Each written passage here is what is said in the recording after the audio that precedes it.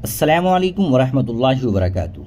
استقبال ہے آپ کا محمد افضل آفیشیل یوٹیوب چینل پر۔ ناظرین کرام، ایک بزرگ عالم دین مفتی ابوالقاسم نعمانی اکابر و اسلاف کی ایک زندہ مثال دارالعلوم دیوبند میں حضرت حسین احمد مدنی رحمۃ اللہ علیہ کے شاگرد، سینئر اساتذہ اور صدر المدرسین جیسے اہل و لائق حضرات موجود تھے، مگر افغانستان کے وزیر خارجہ کو حدیث شریف پڑھانے اور ان کے دستار فضیلت کے موقع پر امامت و قرات کا شرف حضرت مولانا مفتی ابوالقاسم نعمانی صاحب دامت برکاتہم کو نصیب ہوا۔ یہ بات یقیناً قابل رشک اور حیرت انگیز ہے۔ دارالعلوم دیوبند کی 160 سالہ تاریخ میں وہ واحد شخصیت ہے جنہیں بیک وقت محتمم یعنی ناظم اعلیٰ اور شیخ الحدیث یعنی صدر المحدثین ہونے کے اعزاز حاصل ہے، اور وہ بھی انتہائی وقار اور جامعیت کے ساتھ۔ آج ہم صرف ان کی اس کامیابی اور اعزاز کی بات سنتے اور دیکھتے ہیں، مگر شاید یہ نہیں جانتے کہ اس مقام تک پہنچنے کے لیے انہوں نے کتنی قربانیاں دی ہیں، کتنی محنتیں کی ہیں اور آج بھی کر رہے ہیں۔ دارالعلوم دیوبند آنے سے پہلے حضرت جہاں تدریسی خدمات انجام دے رہے تھے، وہاں حکومت کی طرف سے تنخواہ اور مراعات کا بہتر انتظام تھا، مگر انہوں نے تقریباً 1 لاکھ روپے ماہانہ تنخواہ لینے سے انکار کر دیا اور معمولی مشاہرے پر ہی خدمت دین میں مصروف رہے۔ چونکہ ان کا تعلق ایک مشترکہ خاندانی نظام سے ہے، اس لیے انہیں اپنے والد محترم کے زمانے سے جاری عینک سازی یعنی چشمہ بنانے کے کاروبار میں بھی کچھ وقت دینا پڑتا تھا۔ نتیجتاً اپنے اکلوتے بیٹے کی تعلیم تقریباً 5 سال کے لیے موقوف رکھنی پڑی۔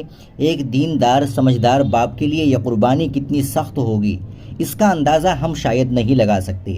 بعد میں بیٹے نے اپنی تعلیم مکمل کر لی، الحمدللہ وہ بھی نیک متقی اور صاحب بصیرت ہے، جیسا کہ آج کل کے بہت کم صاحبزادے ہوتے ہیں۔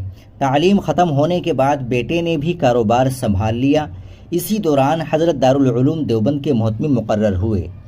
اب بھی حضرت کے والد کا پرانا کاروبار قائم ہے، بیٹے کا بھی وسیع کاروبار ہے جو اندرون و بیرون ملک پھیلا ہوا ہے، مگر کرونا کے بعد سے حضرت نے بیٹے کا دیا ہوا کوئی پیسہ لینا بند کر دیا۔ ناراضگی کی وجہ سے نہیں، بلکہ اس لیے کہ اب انہیں ضرورت محسوس نہیں ہوتی۔ اسی طرح دارالعلوم دیوبند سے جو معمولی وظیفہ ملتا تھا وہ بھی شیخ الحدیث بننے کے بعد لینا چھوڑ دیا۔ ہم میں سے اکثر یہ سمجھتے ہیں کہ اگر کسی مدرسے کے محتمم یا شیخ الحدیث بن جائے تو بڑی آمدنی ہو جائے گی، مگر ان حضرات کو دیکھیں، جتنا ان کا مقام بلند ہوتا ہے اتنا ہی ان کا زہد و تقوی اور اللہ سے وابستگی بڑھ جاتی ہے۔ وہ شکر و عاجزی کے ساتھ اللہ کے حضور جھک جاتے ہیں۔ یہی فرق ہے ان میں اور ہم میں، اسی لیے وہ کامیاب ہے اور ہم محروم۔ یہ صاحب علم و عمل، زاہد و متقی شخصیت کی زندگی کا صرف ایک پہلو ہے۔ حضرت کی زندگی میں ایسی بے شمار قربانیاں اور تیاگ کی داستانیں موجود ہیں۔ قریب کے لوگ جانتے ہیں کہ حضرت کی ایک بیٹی شدید بیمار ہے، بچپن سے ہی اسے مکمل دیکھ بھال کی ضرورت ہے۔